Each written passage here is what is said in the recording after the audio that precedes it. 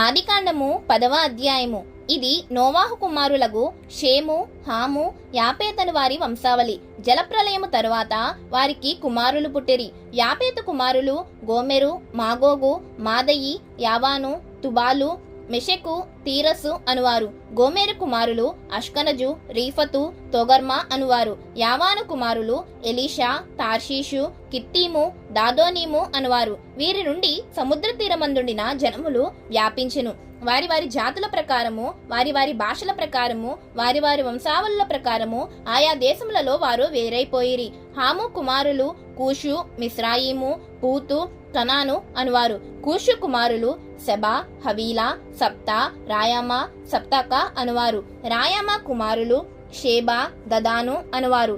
కూషు నిమ్రోదును కనెను. అతడు భూమి మీద పరాక్రమశాలి అయి ఉండుటకు ఆరంభించెను. అతడు యెహోవా ఎదుట పరాక్రమము గల వేటగాడు. కాబట్టి యెహోవా ఎదుట పరాక్రమము గల వేటగాడైన నిమ్రోదు వలె అను లోకోక్తి కలదు. షీనారు దేశములోని బాబేలు, ఎరెకు, అక్కదు, కల్నే అను పట్టణములు అతని రాజ్యమునకు మొదలు. ఆ దేశములో నుండి అష్షూరుకు బయలుదేరి వెళ్లి నినెవెను, రహోబోతీరును, కాలాహును, నినేవెకును కాలాహుకును మధ్యనున్న రెసెన్ను కట్టించెను. ఇదే ఆ మహాపట్టణము. మిస్రాయిము లూదీయులను, అనామీయులను, లెహాబీయులను, నఫ్తుహీలను, పత్రూసీలను, కస్లూహీలను, కప్తోరీయులను కనెను. ఫిలిష్తీయులు కస్లూహీలలో నుండి వచ్చినవారు. కనాను తన ప్రథమ కుమారుడగు సీదోనును, హేతును, ఎబూసీలను, అమోరీయులను, గిర్గాషీయులను, హివ్వీయులను, అర్కీయులను, సినీయులను, అర్వాదీయులను, సెమారీయులను, హమాతీయులను కనెను. తరువాత కనానీయుల వంశములు వ్యాపించెను. కనానీయుల సరిహద్దు సీదోను నుండి గిరారుకు వెళ్ళు మార్గములో గాజా వరకును, సొదొమ గుమొర్రా, అద్మా, సెబోయిములకు వెళ్ళు మార్గములో లాషా వరకును ఉన్నది. వీరు తమ తమ వంశముల ప్రకారము, తమ తమ భాషల ప్రకారము, తమ తమ దేశములను బట్టియు జాతులను బట్టియు హాము కుమారులు.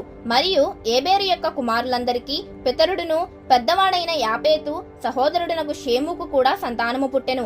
షేము కుమారులు ఏలాము, అష్షూరు, అర్పక్షదు, లూదు, అరామాను వారు. అరాము కుమారులు ఊజు, హూలు, గెతెరు, మాషాను వారు. అర్పనక్షదు షేలేహును కనెను. షేలహు ఏబేరును కనెను. ఏబేరుకు 2 కుమారులు పుట్టిరి. వారిలో ఒకని పేరు పెలెగు. ఏలయనగా అతని దినములలో భూమి దేశములుగా విభాగింపబడెను. అతని సహోదరుని పేరు యొక్తాను.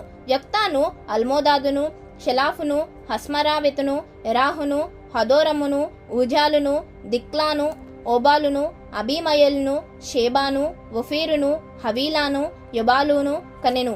వీరందరూ యొక్తాను కుమారులు. మేషా నుండి సఫారాకు వెళ్ళు మార్గములలోను తూర్పు కొండలు వారి నివాస స్థలములు. వీరు తమ తమ వంశముల ప్రకారము, తమ తమ భాషల ప్రకారము, తమ తమ దేశములను బట్టియు తమ తమ జాతులను బట్టియు షేము కుమారులు. వారి వారి జనములలో వారి వారి సంతతుల ప్రకారము నోవాహు కుమారుల వంశావులు ఇవే. జలప్రవాహము గతించిన తరువాత వీరిలో నుండి జనములు భూమి మీద వ్యాపించెను.